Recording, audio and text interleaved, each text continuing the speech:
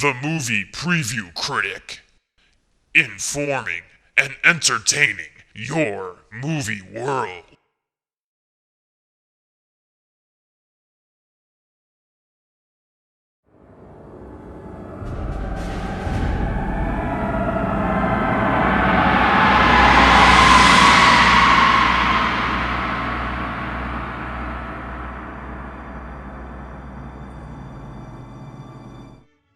For me, there are plenty of memories that make up the year which began the last decade of the 20th century. I had just started the 9th grade. The US was fighting Saddam Hussein in Desert Storm. The Soviet Union had just collapsed, and Nintendo had just released Super Mario Bros. Part 3. But as another summer began to set into the horizon, that August, one thing was on my mind: Aliens vs. Predator. It was an exciting time to be a fan of both franchises. Predator 2 was coming out later in the year on November 21st, and news of Alien Part 3 pre-production had sent the fanboys of the world into a frenzy to their local comic book stores, the original chat rooms before the internet, to exchange the latest info, especially about the newest rumor: the possibility of an Aliens vs. Predator movie. Holy sh**. Back in those days, such a sci-fi action geek fantasy only existed in the comic book pages created by an upstart company named Dark Horse Comics, which had been publishing Aliens and Predator comics separately, and had just recently decided to combine the two. This would be a dream come true. The possibility of fusing these two universes blew the out of my 14-year-old mind. It was enough to send me into a fanboy trance. When some nominees for class president came in to bore us with their elect me speeches, I imagined something a little more interesting. When it was test time, I turned to the back and drew my versions of the amazing cover artwork of the comics. The teachers didn't understand, and when I tried to reason with them, they just gave me boring, cliche, old people bullshit answers. Why is it when you're young, you think of what's possible, but when you grow up, you think only of the inevitable? I used to sit in class thinking of the many possibilities of what an AVP movie would look like.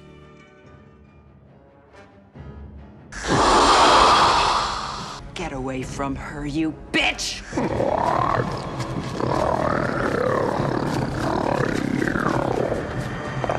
No! Get to the chopper! That's it, man. Game over, man. Game over.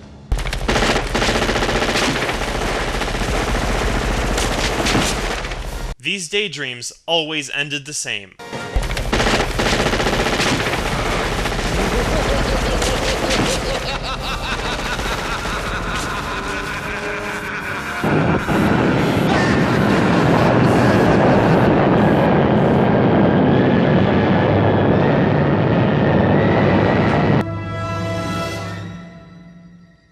Hey, I was 14. It was the best I could imagine, but I knew the pros in Hollywood would surely do better than that. After all, they had made 3 amazing movies with Alien, Aliens, and Predator. They were on a roll. There was no way they could let the fans down, right? And then I went to see Predator 2. What the f***? It was 20th Century Fox making the audience pay for a 90-minute fart being blown in their face. In general, the job of any sequel is to respect the previous installment while one-upping everything it's established. So what did the first Predator succeed at doing? The idea was original. An alien warrior hunts an elite group of human commandos. The characters were memorable, not only because of the actors chosen, but because they were well written. The cast was able to convey distinct character traits and personalities, even though many of them had a short amount of screen time. It was solidly directed by John McTiernan at the height of his filmmaking powers. His very next movie would be the first Die Hard. Here, the shots, angles, and close-ups all melded into a delightful cinematic dance between emotion and kinetics. The writing was awesome. It had a great mix of sci-fi, suspense, and action, which created a cohesive mood and vision for the story that ultimately made it very inventive. The design of the Predator, the thermal vision, the accompanying sound effects. It was something we'd never seen before, which is one of the major reasons we all go to the movies, to be wowed by unique story experiences. The soundtrack rocked. highlighting the film's mood and enhancing the character's emotional impact on the audience. And let's not forget, memorable and utterly quotable dialogue.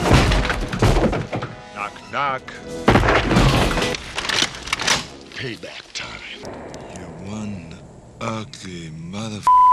And remember, Schwarzenegger was Generation X's John Wayne, the invincible strongman who could defeat anybody. Predator 1 was great because it gave us an opponent we believed could actually beat Arnold. The final fight was worth the ticket price alone. So how did Predator 2 respect the original while one-upping it? Well, we all loved the thermal vision, so it just started with that right away and did it a load of times. It was like a case of thermal vision diarrhea, just uncontrollably pouring out all over the place. New weapons. Not only has he got the shoulder cannon again, but this time, how about a retractable spear, a razor-sharp frisbee boomerang, the ability to see in other spectrums, and other toys in his medical kit. It also actively involved the government, this time as a Men in Black unit led by Gary Busey, which should have been enough reason to see the movie if he was allowed to bring his unique brand of acting to the table, but instead he was forced to say stuff like this. No. Let him go. We're too close. The most difficult job for the filmmakers must have been filling Arnold's shoes. If we've already seen the Predator fight Schwarzenegger, who would impress us after that? Sylvester Stallone? Jean-Claude Van Damme? Steven Seagal? No, wait. Danny Glover. Playing what? Oh, a cop. Cause we couldn't get enough of that in 1989's Lethal Weapon 2. Did we really want to see a pissed-off version of Sergeant Murtaugh? And I'm warning you, stay the out my way.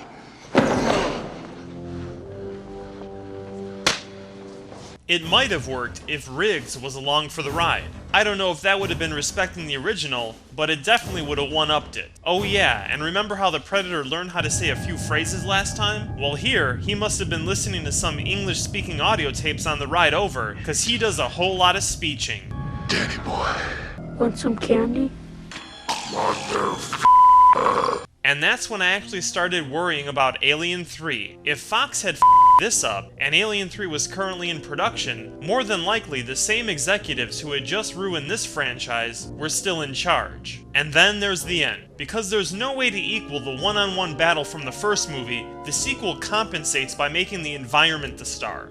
The Predator's ship, complete with the smoke machine that someone forgot to turn off, and most importantly, the alien skull hanging on the trophy wall. At this point, I couldn't even pay attention to the rest of the movie, because my imagination was storming. Does this mean an AVP movie is gonna be a reality? Will it follow the comic book? Will Ripley be in it? It was the coolest part of the movie, cause the end was pretty lame. Sergeant Murtaugh, arthritis and all, somehow beats the Predator, whose extended family shows up and takes him away. And of course, since it worked in the first part, the sequel has to have the hero run away from an impending explosion.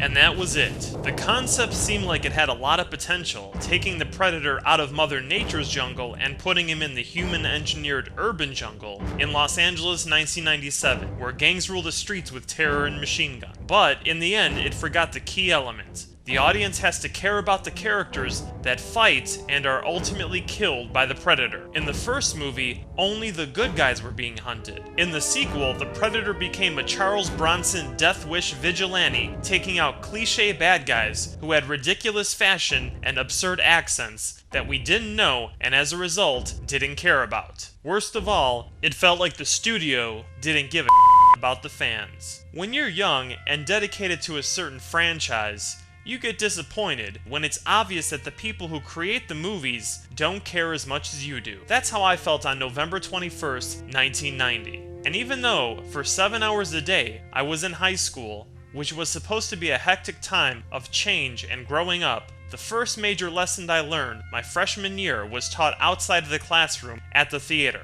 and it went something like this. It's possible for something to be great if people care about it, but if all they want to do is make a quick buck, it's inevitable that in the end, whatever they're doing will end up sucking balls. Suddenly, I wasn't so excited about seeing Alien 3.